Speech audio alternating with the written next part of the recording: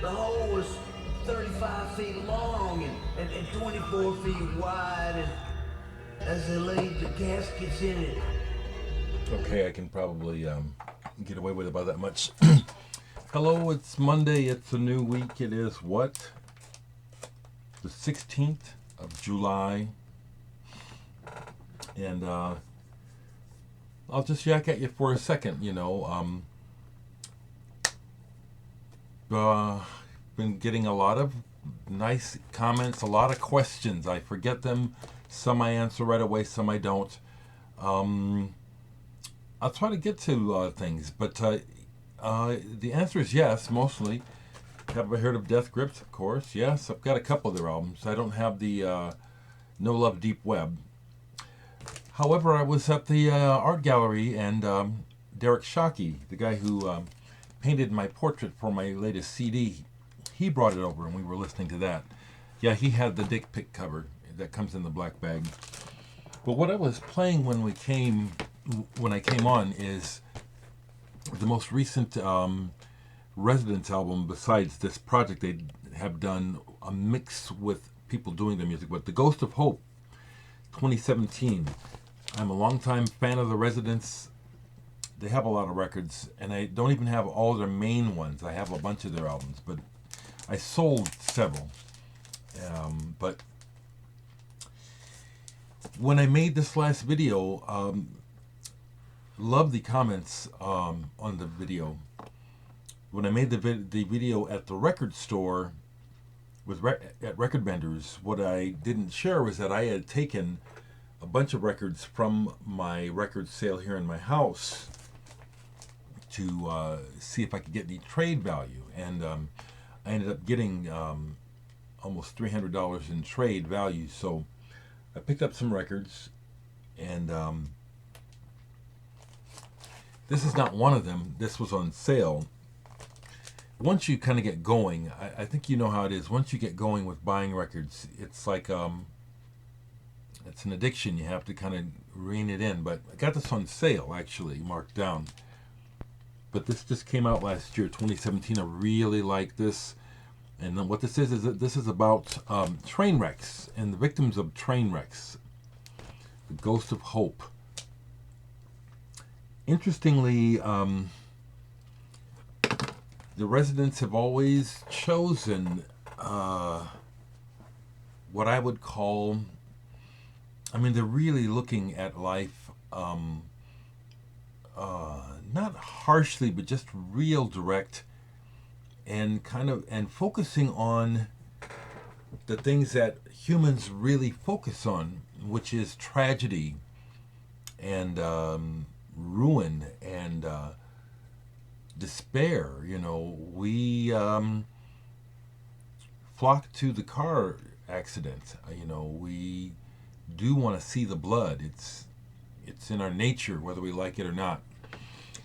The Residents have always kind of been making a commentary about this, not approving it or disapproving it, more like just a real stark observation. Now, to me, the result of the observation, depending on the person, can be a second look at what we're about, what you're about. Like, is that the kind of person I am? And is that what I'm really wanting to manifest? That I'm the kind of, bozo that's, always at the wrestling match and quick to start an argument and punch somebody's lights out because you don't like the way they look. Residents have always, that's just throughout their music, that aspect of humanity, especially Americans, because they're American and they really do get, the aspect of fake, phony America, because really a big part of American culture is really hillbilly and country, and I'm not, that's across the color lines. It includes my folks, common, it's like people can still be lured to the sideshow, back in the circus stage, you know what I'm saying? Let's go see the freak show. The Residents nailed it. So I just got this a couple days ago, but I have been playing this every day because side 2 of this musically is real good. It's just what I like. It's a strange, alluring chord passages that are darkly, I think, there's the word again, beautiful. But that's always been in my vocabulary. I like beauty. Some of the records that I traded for was recently I found a Steve Smith album, this one, Vital Information, and I was able to trade and get the second Vital Information album. Steve Smith, drummer with Journey, and I think it was with Focus for a while, because this album is called Orion, and that song first appeared on the Focus album, Focus Con Proby, you know, the Dutch band with Thijs van Leer. At the time, I think Steve Smith was the drummer, as well as Philip Catherine on guitar. I pretty much like this. I mean, some of the saxophone work to me is a little, I don't know, kind of sounds, I know that it takes skill to play like that, but it kind of has this, I don't know, sound that I just get tired of really quick. Here's one that I picked up, but I probably would have never bought, and I'm glad that I got to listen to it. Probably keep it for a while. Pallbearer. Heartless. Metal.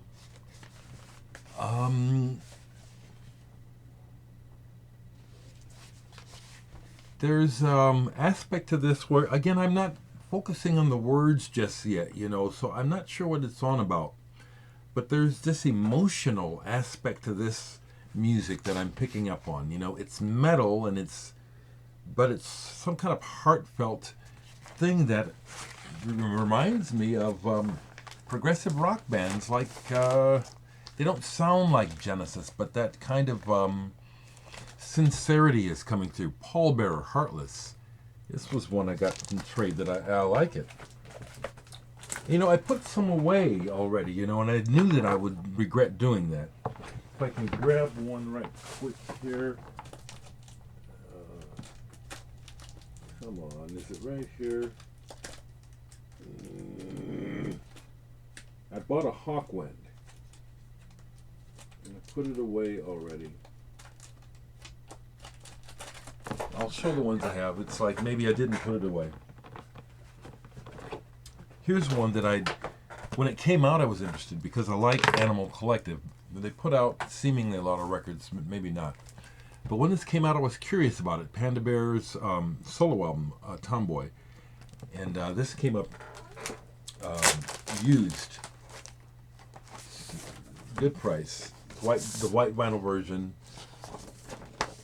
You know, part of this sounds like it was made for his kid. There is an aspect of their music which I find not only reminds me of the Brian Wilson's Beach Boys sound, but also kind of childlike, googly-eyed, wide-eyed kind of the way they use choral harmonies. I saw Animal Collective live. They were great live. They were very good. I like this. There's some things on this that are less appealing, but I've already played it a couple times because it's rich, it's fat. I like Panda Bear. Here's one I found, been looking for a while. It's an old album. It goes back to 1974 or 5. Sky King. Secret Sauce. There's a story behind this album here.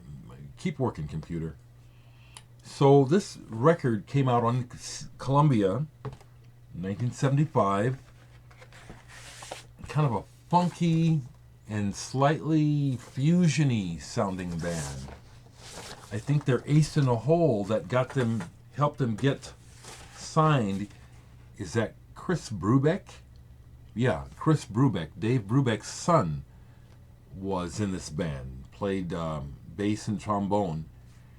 But a friend of mine, he's a friend of mine now, the guitar player from this band, Rick Jacoby, he's a friend of mine now. He doesn't live here. I forget where he lives, in Chicago or something like that. But we ended up talking through the internet.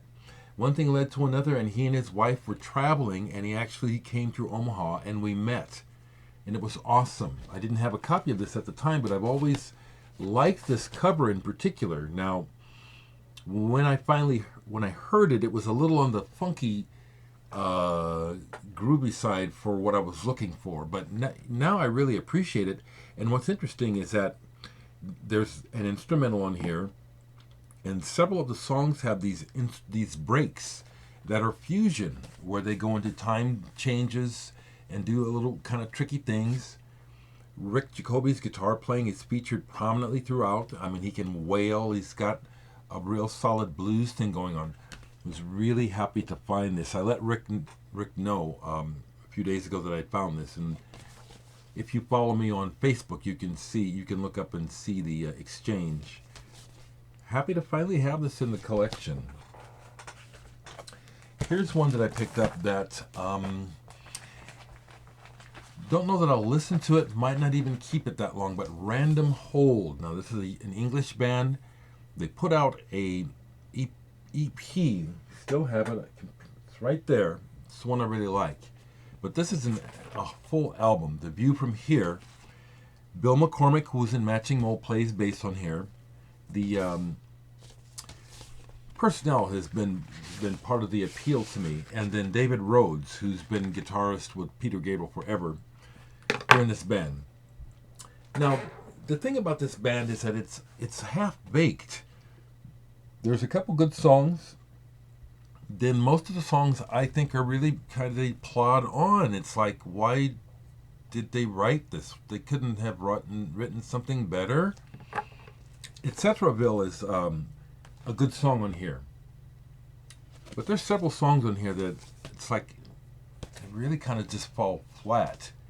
And yet it's got the elements for something really cool, which is why I went ahead and got this. But I don't know. Okay, here's one where it's always in the New Age section, but this is more fusion and prog. It's as much that as New Age. Okay, I have to kind of walk that back because that aspect is there. Jerry Goodman, Aereo. Jerry Goodman, the violinist who was in the Mahavishnu Orchestra, and before that in the band The Flock. I believe this is his second solo album on the Private Music label out of the 80s. You know, I was able to trade for this, and I've listened to this all the way through, and aside from the drum sound, which immediately makes you think of Phil Collins and the 80s, which is a bummer in a way, this is actually very good. Instrumental and almost fusion prog. It's pretty good. Aereo. Glad I got it. This one was pricey, but since I had that large amount in trade, I had to think about it because there's this record's been sitting for a while, and so there's just a bit of wear, but it's not a common album. Miles Davis, Black Beauty. Miles Davis at the Fillmore West. No Obi, but this is a Japanese pressing double album. And I've never owned this. And the recording, this is Black Beauty, parts 1, 2, 3, 4, double album. It's a live recording, and this is, someone will correct me, but for the longest time, this was the only place this performance was available. It's probably available several times now as a result of reissues in different formats, but this one was pricey. I couldn't leave it though, and I've listened to 3 of the 4 sides. He just calls it Black Beauty, but it's several songs, several heads of Miles Davis pieces. He's got a small group of musicians that he took to Japan with him. DeJohnette, Michael Henderson, I think it's Chick Corea. To me, I'm going to say it, Steve, what's his name? The sax player. Steve Grossman, the saxophone player that he took for this and had for a while, plays just a little too much for my taste. You know, he reminds me of how Miles asked John Coltrane at one time, "Why do you solo so long?" And Coltrane said, "I don't know. It just keeps coming." And Miles told him, "Just take the horn out of your mouth." Well, I'll say it again, because I like to give my opinion. It sounds like there were tracks of time where they just let Steve just play, and they really should have shut him down, And it's almost like everyone is too busy being stoned. I'm only conjecturing, but I imagine that's part of it. Just next thing you know, say, "Oh, Steve's playing. We should probably let somebody else play now." Steve, if you happen to see this, I hope you're doing some, he's playing, but it sounds like overplaying. It's like we're just getting a lot of playing as opposed to statements. Miles is wonderful at statements. We'll go a little bit longer here. Have never owned a vinyl of this band, but I like them. From the 80s, the Bevis Brand. And this is the Inner Marshland. What's the guy's name? Nick Solomon? The guitar player. It's guitar-based psychedelia. It's a throwback, but it's its own thing as well. And real stony. Yeah. I made out like a bandit with the... Oh, there's the Hawkwind. I thought I'd put it away. I made out a band. I probably won't show all the records I got in trade because, like I said, I got a lot of a good value. But I picked this up, Roadhawk's Hawkwind. Some reissued tracks, and then some singles, which have edits that were on the single only, now on LP on this. So I grabbed this in great shape. Took a chance on this because it was super cheap in the trade on 4AD. I think they're from Iceland or somewhere in Europe. Serena Manish. Looks like they're done with. This album came out 2011 or a while back, or is it even older than that? Abyss. Number 2, Abyss. Heavily influenced in sounding like My Bloody Valentine, which for me is not a bad thing. However, perhaps that was their death knell. They appear to not be around anymore. I really like this. They're doing their own thing with the My Bloody Valentine template of soaked guitars, bent chords, female vocals, things being gauzy. But it doesn't sound like a complete imitation. It's like they're trying to do their own thing with this. I like this a lot, and my opinion is perhaps the critics were harsh to them, and as a result, they haven't been listened to. Maybe they do have a strong following, but it's like I don't see any newer records by them for like 5 years or so, I think. I have to check again, but I really like this. Okay, I'm going to stop there because this is going to be a long upload. I do want to thank people. Thank you all again. I need to keep this on the radar. Thank you for the incredible response to this CD, The World is Burning. I'm getting messages, people hoping that I don't sell out by Friday. I gather that people have to wait till they get paid this week. Man, if only I could sell out of this by then. That's not happening. But it's selling steadily. Grab it. I don't know if I'll be able to get it on vinyl anytime soon, but this needs to be on vinyl eventually. Double album, gatefold, the whole works. I'm really proud of this, now that Randy got me to do it, because I was hesitant to share this music. It's very personal, a lot of this. It's things I did in this room back in the 90s and in my old house in the 80s in my basement, where I was there's an aspect of therapy to it, where it's like I need to express this feeling and hear these chords as best as I can put them together. And over the years, Randy just insisted. He loved my music so much. Please, I want all of your music, and I did over the years. I would send him CDs of my archives, and he's got hundreds of songs, pieces of music of mine.